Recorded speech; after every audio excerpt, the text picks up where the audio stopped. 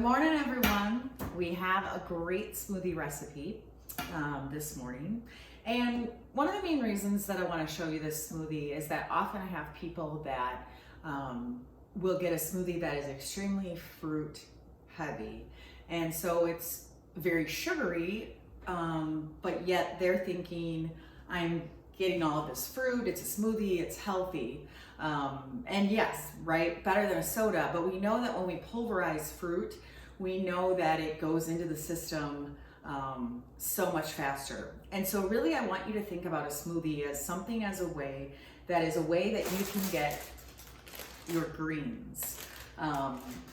And so everyone has to make a smoothie according to their taste, especially when they first start out. But I almost encourage a smoothie more from the standpoint of, if you know this is going to be a day that you're going to be at some parties, maybe you've got, a busy day, the greatest types of food is not going to happen. This is then where you can get your vegetables, your greens for breakfast. And so really what you want to do is you want to have the amount of fruit so that you think that your smoothie still tastes delicious. So I have a Vitamix, which is a mega blender, but you don't have to have a mega blender in order to get this done. You may have to do a couple of modifications. You might have to freeze your bananas by slicing them and then putting them on a tray and then having them in the freezer so that they are chunked up more.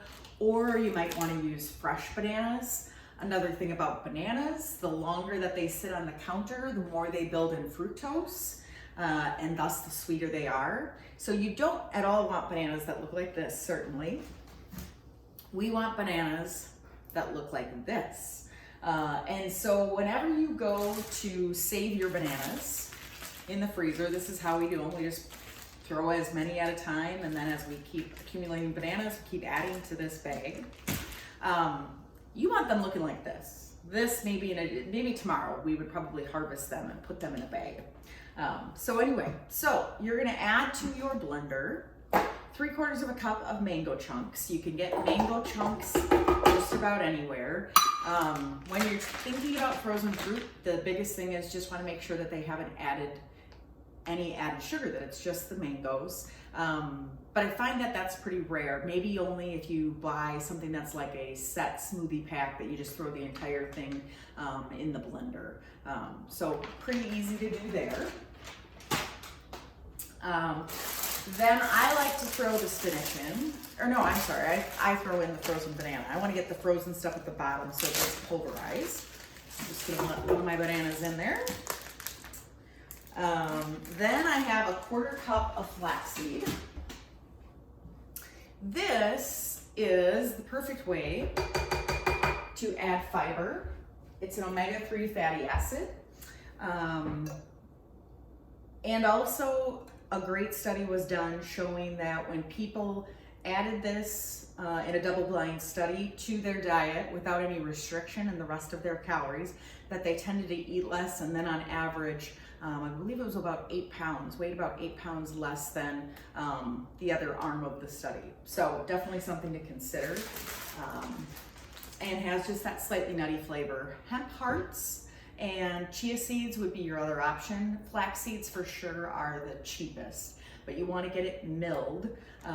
This is a brand that comes milled, and then I just simply continue to store it either in my freezer or my fridge to keep it fresh.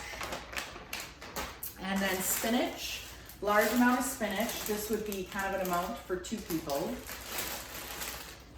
Always kind of hard to get it in there, and I'm just going to smash down as much spinach as I can.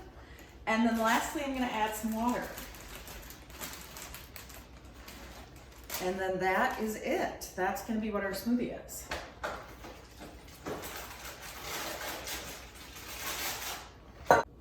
All right, and then we are going to blend.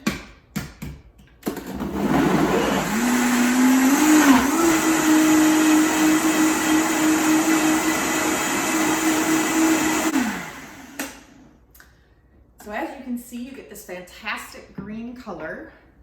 This one is quite thin, so it really kind of depends on how thin or thick that you like your smoothie. If you like it thicker, then add less water. So it really is a preference game in terms of what you really like and don't like. If you wanted to have more protein in this, I would recommend that you could add instead, substitute some of the liquid for soy milk. Some other options that are surprising, but you would try it before you discount it, would be thinking about adding a 1/4 cup per serving of white cannellini beans. So the white kidney beans or white Italian beans that are canned that you have rinsed and drained. Or another one would be adding some tofu. So enjoy.